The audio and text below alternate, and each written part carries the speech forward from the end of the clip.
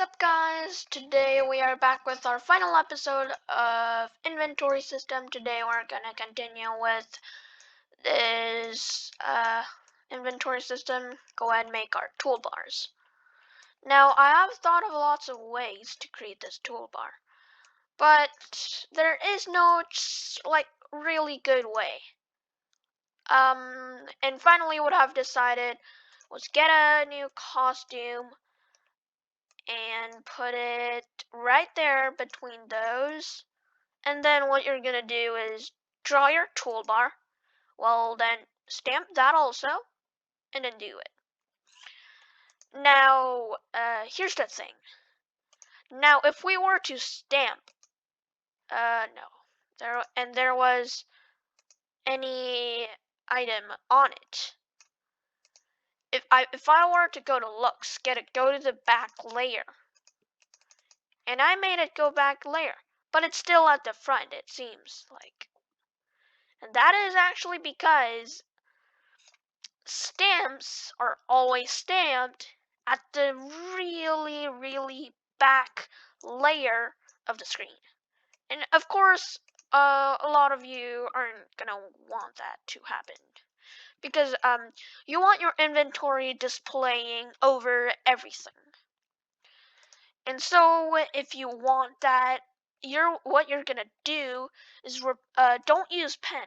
Don't use pen. You're gonna replace every single create clone of myself to create like the stamp to create clone of myself. Basically, what that's gonna do is it's gonna make it so it's gonna display at the very front. But obviously, that is not efficient, which meaning that you will have so many clones.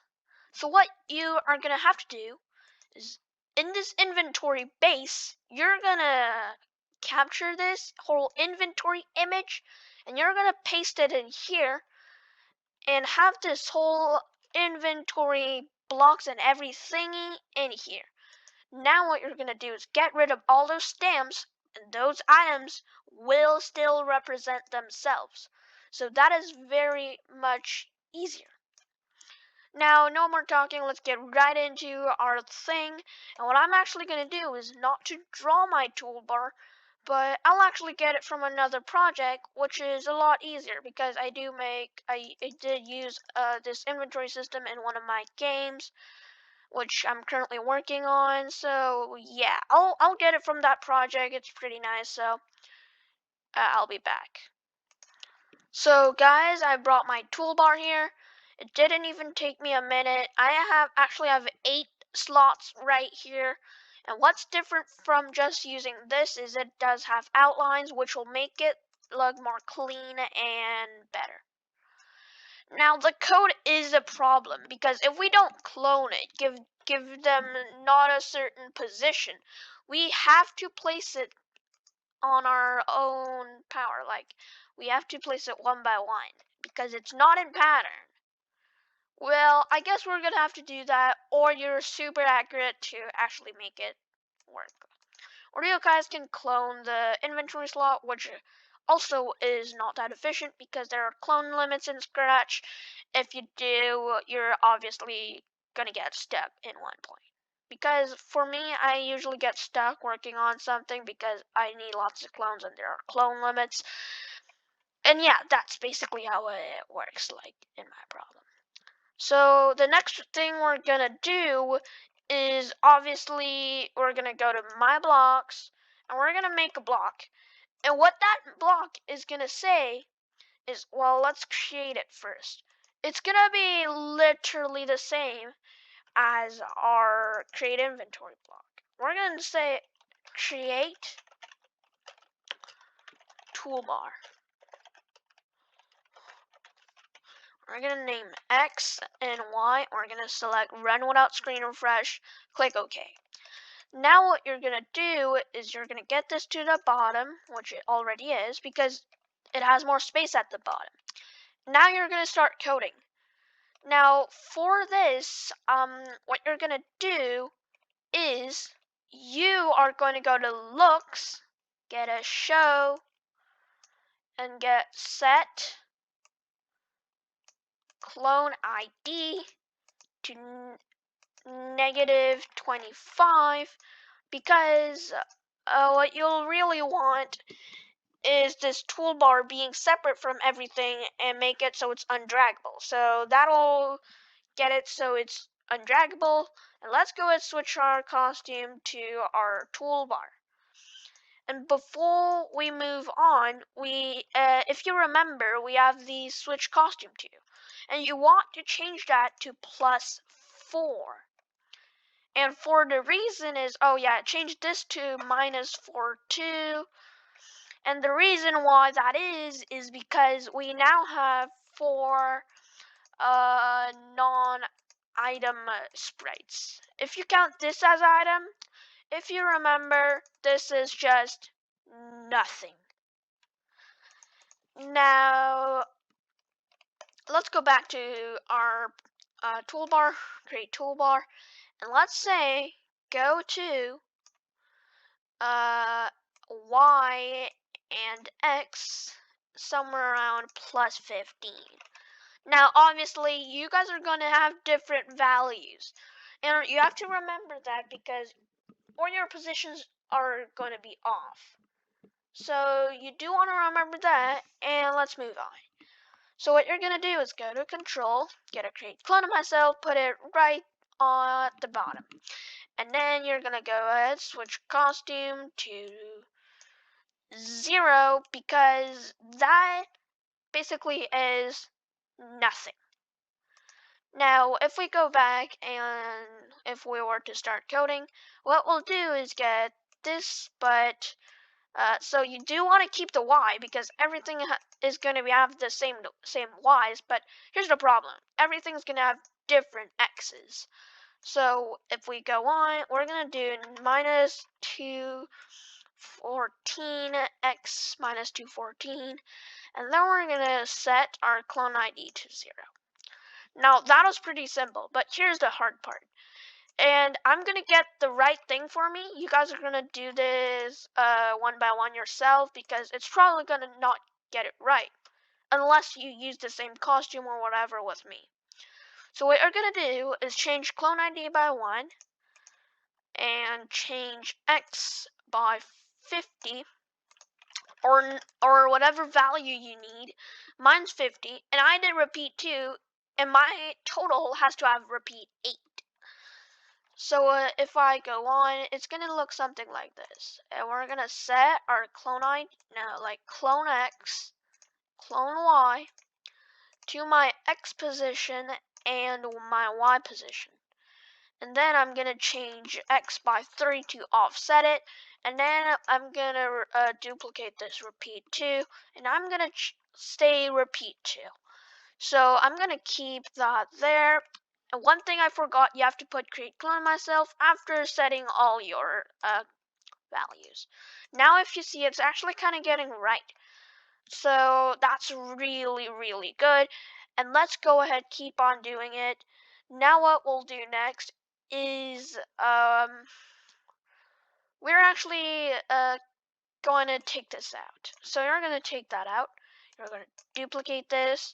And you're going to put it in. Now, if you notice no difference from there, here's the difference. I'm going to switch that to 52. So that's kind of like how you offset it.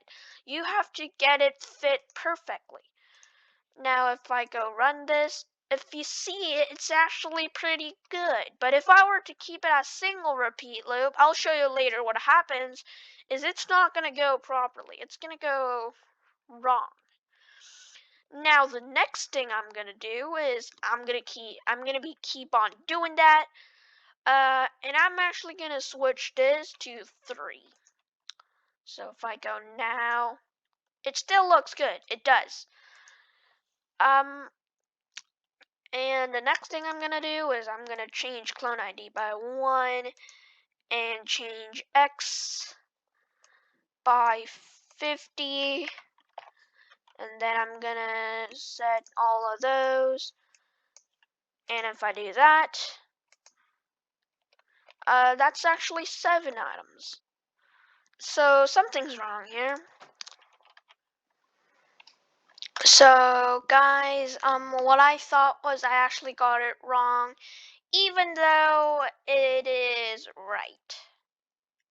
So basically what I was gonna I was confusing of was that I didn't put hide, which caused that the last one to be shown, which really makes you confusing if you don't count how many there are. So basically that was my accident, and let's move on. So you're gonna get this kind of block, and you're just gonna get it somewhere around just right, which looks somewhere like there. And which one's this? Okay, if I wanted to create toolbar, that looks good. So that's somewhat okay. Now,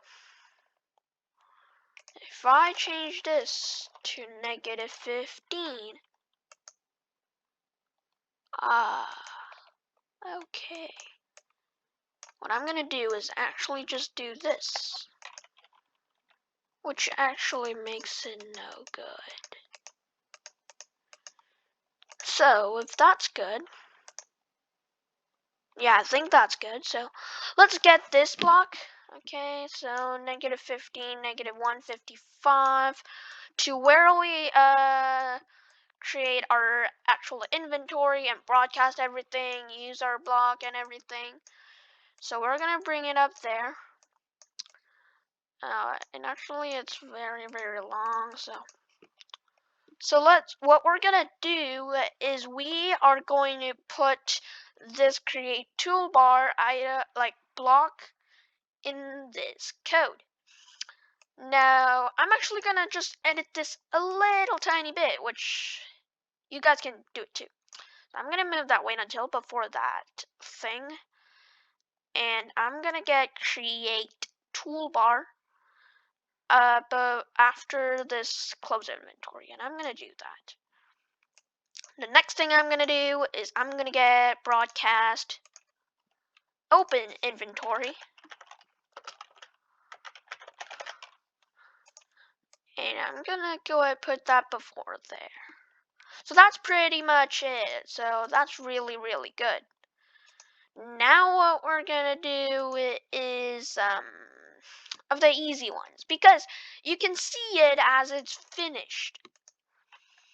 So if we go, you see that, but we can still drag it. So that's one of the things we have to fix. And of course, to do that, we actually have to offset it. So let's go back to our create toolbar. So what we're gonna do now is, or actually what you could do is what I use a lot in games is represent the mode I am in. So I'm gonna create variable mode. And what that will do is I can show you right now. So when green flag is clicked, I'm going to set mode to gameplay, which basically means my inventory isn't open. So I'm going to do that. And I'm going to do when I receive open inventory, set as mode to inventory. And then when I receive close inventory, which probably we've made one of those somewhere. Let's see. Yeah, it's right here. So, no, we're gonna set our mode to gameplay. Now, probably most of you have got what I'm doing. What we're gonna do is get an if statement. If equals mode is gameplay. We're gonna duplicate that, put that there. We're gonna duplicate that, put that there. So now you got it, but oh yeah, you have to change this to inventory because you know, like we are supposed to do it only when the inventory is open and everything. So if mode equals inventory, like I'm gonna change that to inventory, duplicate it, And reason why I'm putting this before the forever loop, because forever loop will lag your game out, and that's obviously not good. So we're gonna limit our forever loop like that. And I'm gonna bring this up because we do have few things left to cover. I'm gonna cover that. Let's see if we have any left. And I don't think we do, so let's clean up. And let me see what's left, and I'll be right back. So, guys, what I've done was I took the if inventory out with this exact code when I start as a clone forever. If clone ID greater than 0, point in direction of the item clone ID of inventory, switch costume to item clone ID of inventory plus 4, and the weighted total. And what I've added was where is it? This create toolbar when the green flag is clicked, so we can get the toolbar right away when the game starts. The very next thing you're gonna do is I'm actually gonna go to the stage, and if you know, I'm gonna broadcast tick, which will be broadcast every frame. So what we need is tick and wait. Want to do forever. The green flag is clicked. Now, if you were to get when I receive tick input of forever loop, that's definitely a bad idea because tick is being broadcasted tick and wait.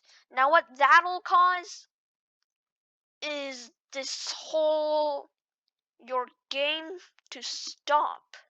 It's gonna lag out your game insanely. So what broadcast tick and wait means, it's going to broadcast tick and wait until this tick broadcasted a scripted finished. But if you put a forever loop, it's not going to finish, which is not good. So what you're going to do is never put a forever loop in a broadcast something and wait. Now if you got that, let's go back to our inventory, and what we're going to do is actually get this selection ready. Now if you know what this selection thing is we're going to get when I receive tick, we're going to do if key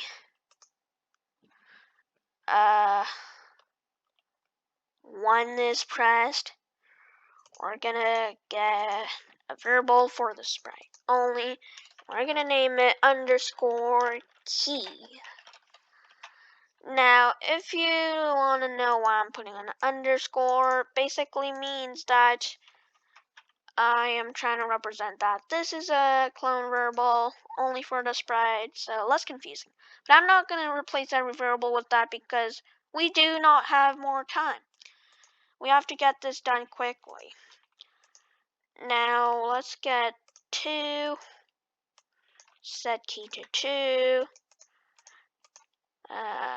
3, 4, 3, 4,